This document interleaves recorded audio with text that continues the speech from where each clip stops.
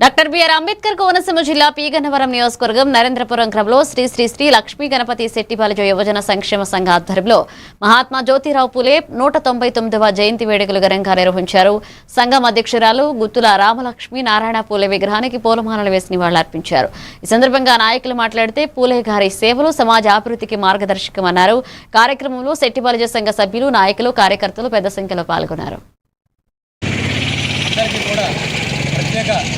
అభినందనలు తెలియజేసుకుంటూ మరి జ్యోతిరావు పూలే గారు 1927 ఫిబ్రవరి 11లో జన్మించి మరి ఈయన ఎవరైతే వివక్షకు గురవుతున్నారో, ఎవరైతే శూద్రులుగా జరుగుతున్నారో, ఎవరైతే అణగారిన వర్గాలుగా ఈ సమాజంలో గుర్తింపు లేకుండా వివక్షకు గురవుతున్నారో వారందరి కోసం ఇతర కమ్యూనిటీల్లో కూడా అందరూ కలిసిమెలిసి ఈ జన్మదిన శుభాకాంక్షలు తెలియపరుస్తూ అందరికీ శుభాకాంక్షలు తెలియపరుస్తూ చక్కటి ఈ జ్యోతిరావు గారు పూలే గారు ఈరోజు ఈ ఉత్సవానికి నన్ను పిలిచినందుకు నాకు చాలా ఆనందంగా ఉంది.